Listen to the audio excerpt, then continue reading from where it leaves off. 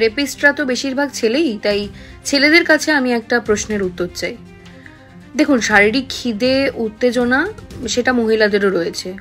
একটা ছেলের সামনে একজন মহিলা বারবার চিৎকার করে হয়তো বলছে যে আমি এটা পারবো না, আমি এটা করতে চাই না, আমি আপনাকে চিনি না, প্লিজ আমার সাথে এরকম করবেন না, আমাকে ছেড়ে দাও। বারবার সে চিৎকার করছে, নিজেকে ছাড়ানোর চেষ্টা করছে। ঠিক ওই পয়েন্টে একটা ছেলে কি স্যাটিসফ্যাকশন পাচ্ছে একটা মেয়ের সাথে এটা করে, মানে কি ধরনের স্যাটিসফ্যাকশন পাচ্ছে? এবং সে শুধু নিজে একা করছে না, আরও 3-4 জন আছে ওখানে প্রেজেন্ট।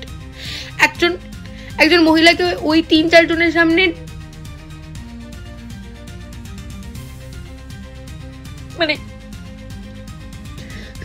মানে আপনি মানে আমি ছেলেদের কাছে জানতে চাই যে একটা ছেলে কি ধরনের মানে স্যাটিসফ্যাকশন পাচ্ছে, কি করলে একজন মহিলার সাথে এটা হবে না। আমিও একজন মহিলা, আমার সাথেও এটা কালকে হতে পারে। আমার পক্ষে বাইরে কোথাও শিফট করা পসিবল না, তো আমাকে এখানেই থাকতে হবে। কি করলে মেয়েরা কি করলে ওই নাটা শোনা হবে, অ্যাকসেপ্ট করা হবে যে হ্যাঁ ঠিক আছে, একে ছেড়ে দে, একে বাদ দে, একে ছেড়ে দে। কারণ দেখুন, একটা সলিউশনে আসা উচিত। আমরা মোমবাতি নিয়ে বেরিয়ে কিছু করতে পারবো না, কোনো বিচার পাবো না, হতে থাকবে, আমরা শুধু চুপচাপ করে দেখবো, আর কিছু করতে পারবো না। তো একটা সলিউশন আসা উচিত। কি করলে আমরা একটু সেফলি থাকতে পারবো? প্লিজ একটু আনসার দিন প্লিজ। নমস্কার বন্ধুরা, আপনারা দেখছেন রিপোর্টার বাংলা। যে দিদিভাই ভিডিও আপনারা দেখলেন, এনার নাম হচ্ছে দেবযানী।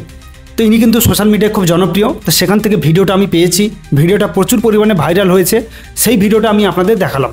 তিনি ছোট্ট একটা তার মেসেজ দিলেন পশ্চিমবঙ্গের যারা, শুধু পশ্চিমবঙ্গ নয়, যারাই এনার ভিডিও দেখেন, যারা বাংলাভাষী, তারা, যেহেতু উনি ভিডিওটা বাংলাতে করেছেন, তো বাংলাভাষী যারা রয়েছেন তারা প্রত্যেকেই ভিডিওটা দেখে একটা মেসেজ পেয়েছেন যে রাজ্যের এই মুখ্যমন্ত্রীর কাছ থেকে আমরা কী আশা করতে পারি, এবং যে ছেলেগুলো এই কাণ্ডটা ঘটিয়েছে, মানে তিনি যে চাহিদার কথা বললেন যে এই ছেলেগুলো সেই মুহূর্তে কি করে এটা করতে পারলো, মানে পুরো বিষয়টা উনি যেটা বললেন আপনারা প্রত্যেকেই বুঝতে পেরেছেন আমি কি বলতে চাইছি। মানে রাজ্যের হাল বা রাজ্যের অবস্থা এই মুহূর্তে এমনই গিয়ে দাঁড়িয়েছে যে মেয়েটা যে আর্তনাদ করছে, মেয়েটা চিৎকার করছে যে মেয়েটাকে ছেড়ে দিতে হবে, বা মেয়েটার এরপরে হয়তো কিছু হয়ে যেতে পারে, বা মেয়েটার কিছু হয়ে গেলে আমরা যে দায়ী হব বা আমরা ফেঁসে যাব, আমাদের জেল হতে পারে, আমরা অ্যারেস্ট হব। মানে কোনো কথাই কিন্তু উনি কর্ণপাত করেননি যারা ছিলেন ওখানে, যে ছেলেরা এই কাণ্ডটা ঘটিয়েছে। তো তারা নিজেদের মতো চিন্তা ভাবনা করে এই জঘন্য কাজ করেছে এবং প্রত্যেকেই তারা অ্যারেস্ট হয়েছেন। এবং যে বিষয়গুলো আমরা দেখতে পাচ্ছি যে রাজ্যে একের পর এক যখন এই ঘটনাগুলো ঘটছে, তখন এর আগে যারা এইসব মানে কুকর্ম বা এইসব কর্মকাণ্ড করেছেন, তো প্রায় ম্যাক্সিমাম কিন্তু তারা ছাড় পেয়ে গেছেন। তো এখন যারা করছেন তারাও ভাবছেন যে আগে যারা ছাড় পেয়ে গেছে তাহলে আমরাও ছাড় পেয়ে যাব।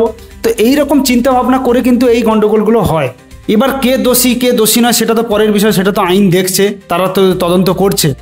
কিন্তু এইটুকু অন্তত বোঝা যাচ্ছে যে এই 5 জন কিন্তু জড়িত রয়েছে। কে জোর করেছে, কে খারাপ কাজ করেছে, কে মেয়েটাকে থ্রেট দিয়েছে, কে ভিডিও করেছে, সেগুলো তো পরের বিষয়। কিন্তু 5 জনই যে জড়িত সেটা পুরো প্রমাণ পাওয়া যাচ্ছে বা খবরের মাধ্যমে আমরা জানতে পারছি। তো এই যে গ্যাং, মানে যেটা আমরা বাংলা মানে ইংলিশে বলে থাকি যে গ্যাং রেপ, তো এই বিষয়গুলো কিন্তু পশ্চিমবঙ্গে প্রত্যেকটা সময় মানে একের পর এক বেড়েই যাচ্ছে। যেগুলো মানে এই মুহূর্তে যে ছেলেগুলোর পড়াশোনা করার কথা, যারা মেডিকেল কলেজে পড়ছে, সরকারি ডাক্তার হবে, মানে চিন্তা করতে পারছেন, আমার আপনার মতো সাধারণ বাড়ির ছেলে নয়, তারা হয়তো সাধারণ বাড়ির ছেলে হতে পারে, তারা কিন্তু অনেক কষ্ট করে পরিশ্রম করে, যে একটা ছেলে, যে মেয়েটির যে বন্ধু মানে সহপাঠী, যিনি মূল অভিযুক্ত নাকি জানা যাচ্ছে, তার বাড়ি নাকি মালদা জেলায়, তিনি নাকি আবার তাদের গ্রামের মধ্যে এমনই একজন যে এই মেডিকেল কলেজে চান্স পেয়েছেন এবং তিনি সরকারি ডাক্তার হবেন। তার মানে চিন্তা করুন, গোটা গ্রামবাসী কিন্তু কতটা গর্ব করতেন ওনাকে নিয়ে, সেই ছেলেটাকে নিয়ে। কিন্তু সেই ছেলেটা কি করলো, শেষ পর্যন্ত খারাপ কাজ করলো। মানে মানুষের চিন্তা ভাবনা কীরকম হয়ে যাচ্ছে আমি আপনাদের বলি। এর আগে যারা ছিলেন, এর আগে যারা এইসব কুকর্ম করেছেন, প্রচুর ঘটনা ঘটেছে রাজ্যে, তো তাদের বেলায় যদি কঠোরভাবে যদি কোনো আইন বা কোনো শাস্তি হতো, তাহলে এখনকার ছেলেপুলেরা একটু অন্তত হলেও মানে ভয় পেত। তো ভয় জিনিসটা এদের মধ্যে আর সেভাবে কাজ করছে না, কেননা এরা একটা জিনিস বুঝতে পারছে যে কোনো না কোনোভাবে আমার বাড়ির লোক, দেখুন যতই খারাপ কাজ করুক বাড়ির লোক কিন্তু একটু না একটু হলেও চেষ্টা করবে তাকে ছাড়িয়ে নিয়ে আসার জন্য। এবার যাদের বাড়িতে টাকা পয়সা আছে তারা ভালো উকিল ধরে সেরকমভাবে তারা কোর্টে যাবে।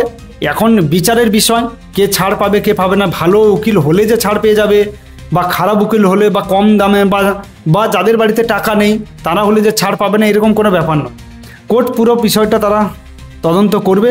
তদন্ত করার পর তাদের যদি মনে হয় যে না আমাদেরকে অবশ্যই এটা দেখা উচিত, তারা সেভাবে দেখবে। তো এই হচ্ছে পশ্চিমবঙ্গের বর্তমান পরিস্থিতি। সবাইকে অনুরোধ করব এই দিদিভাইয়ের ভিডিওটা অবশ্যই আপনারা শেয়ার করুন। খুব ভালো কথা বলেছেন তিনি। তো সবাই ভালো থাকবেন, সুস্থ থাকবেন।